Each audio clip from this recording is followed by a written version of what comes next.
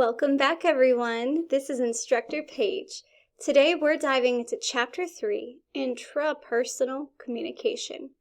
Basically, this is just communication that happens within ourselves.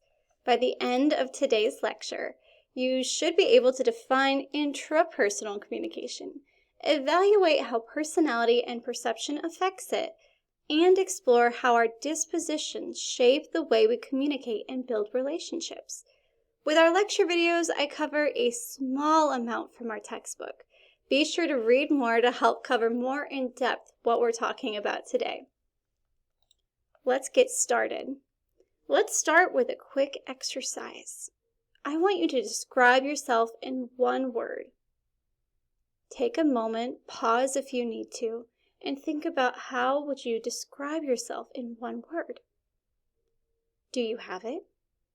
Now here's the twist.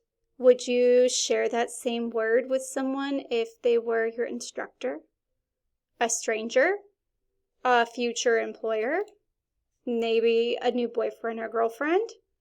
It's interesting, right? We think about ourselves and we can shift depending on the context and the audience. This connects to ideas like uncertainty reduction and self-disclosure. And of course, how much self-worth we also feel influences how we present ourselves. Now, a big part of intrapersonal communication has to do with personality. Let's look at the classic introvert versus extrovert comparison. Extroverts tend to be outgoing and talkative, while introverts might be more shy and reserved. For more on this, there's a fun video you can watch in our class. But here's a question. What are the strengths of each? Take a minute, write down 2 or 3 benefits of being an introvert, and then 2 or 3 benefits of being an extrovert. Pair up with someone and share that together. Think about how can that impact working together in class or in group projects. How will this impact intrapersonal communication? Now, intrapersonal communication simply means the communication that happens inside us in our thoughts, our reflections, our self-concept. Now, Biermutter defines it as beliefs about ourselves, who we are, our attributes, and how we see our own identity. This inner dialogue influences everything we do externally.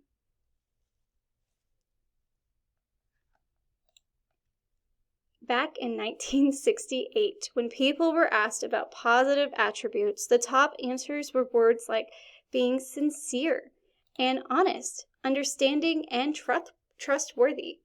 The negatives were things like being a liar, being cruel, being phony and deceitful. Our book goes into a lot more of this, but turn this more inward. I'd like you to list 10 positive attributes and maybe 10 negative attributes about yourself. Think, how does this impact your self-esteem? How does this influence how you communicate with others? Now, I know we're getting really deep, but there's more about ourselves that we start to learn. The first, we're going to learn about the 3 selves. I want you to think about your self-image, how we see ourselves. Have you ever thought about communication, how your negative attributes could come out where you think, oh, I'm shy, so you act more shy? This would be the self-image, how we view ourselves. The second one is just self-worth, the value you place on yourself. This could be things like physical appearance, your net worth, your social circle, your age, relationship status. This is things we think that makes us have value. For example, as kids, we often had dreams of what we wanted to be when we grew up. Sometimes our ideal self and our real self kind of align, but we feel more balanced and congruent. Other times there's that gap which causes frustration and self-doubt.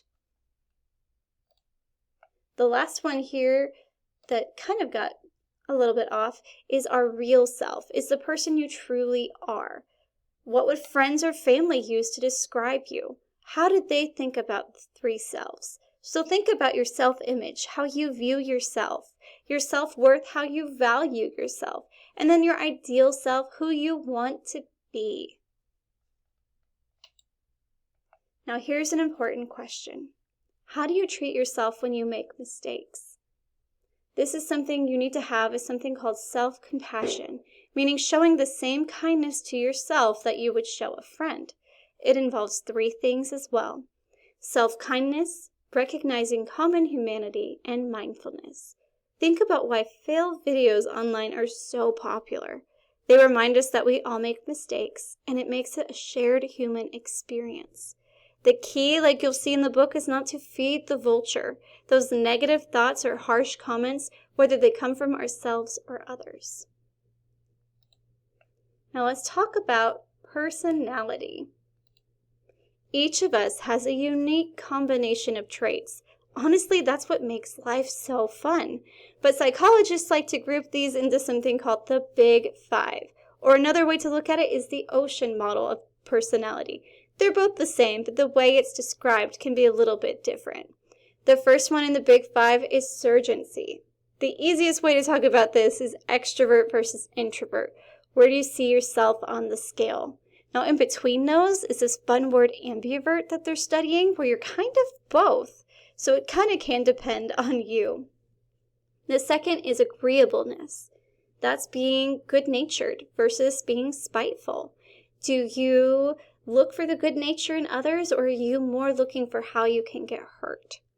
The third is dependability. Conscious of others, or are you more introspective? Do you think about, if I do this, how it'll impact someone else? Or is it more you're doing something just because you want to do it? Now, this doesn't mean cruel. None of these go that way.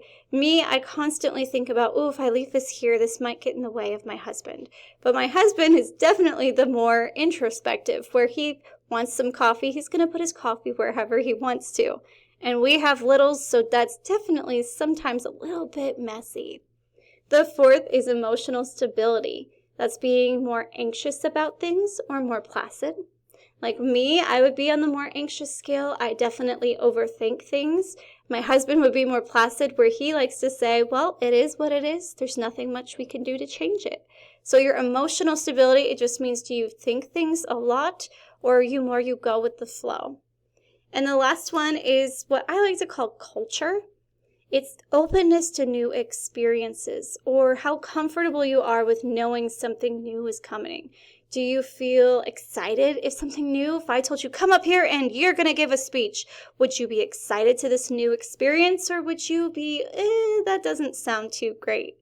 Now, the fun thing about the Big Five is these aren't always the exact same.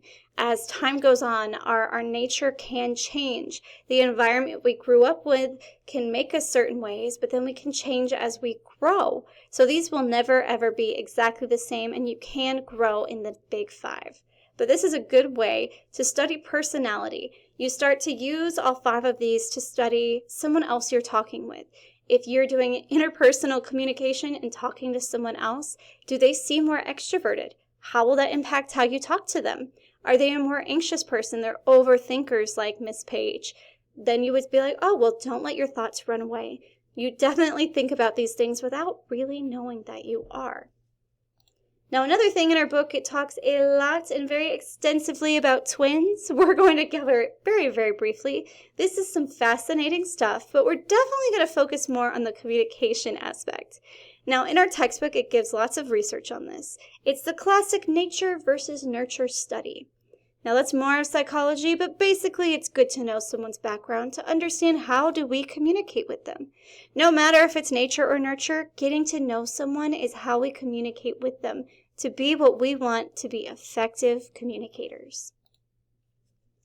Another idea that's growing is something called emotional intelligence. The ability to recognize, manage, and use emotions in ways that improve our communication and relationships. Now, people with high emotional intelligence tend to have more effective communication with others, but this is something we'll explore as we go. These are the different aspects of being emotionally intelligent, and again, our textbook does some great details on this. This is how we perceive someone's emotions. We study that nonverbal communication, but then we also need to understand those emotions, and then we need to manage them and how we use them. So using all of these together helps you be that emotionally intelligent person. Now, this comes from having a relationship with someone and using that to get to know each other. Now, our intrapersonal world also affects how we relate to others. If you read about attachment theory, for instance, it suggests that early relationships impact how secure, anxious, those top 5, those big 5 we are in adult relationships. You can look at the real-world case study and apply Bowlby's attachment theory. It could be Horney's rejection sensitivity theory and better understand our experiences influencing our adult communication and our connection. Another one is looking at John's story from our textbook. His early life shaped the way he formed, but didn't form, lasting relationships. Using what we've learned about attachment, rejection, sensitivity, how would you analyze the situation? Do you see how intrapersonal communication, the way he sees and talks to himself, connects directly to his relationship with others? Now, to wrap all this up today, because that's a lot of information and it's a lot of just thinking inwardly, thinking about how do we communicate and how does that impact how we communicate to other people. It impacts our self-esteem, our personality, how we connect with others. This week, I really want you to reflect on your own personality. Getting to know ourselves can help us with communicating, which is why you'll take a personality quiz. It's on Facebook. You can let me know, do you feel like it's accurate? Do you disagree and say it's not accurate of your communication and your personality? And either is fine. The big thing in this class is being honest and sharing only what you want to share. If it goes too personal, don't worry about doing that. With some of these studies that we'll do where I say, hey, you need to reflect on it, reflect on like a television show or even situations happening around you. And that's a good way to use what we're learning to actually show that you're grasping it.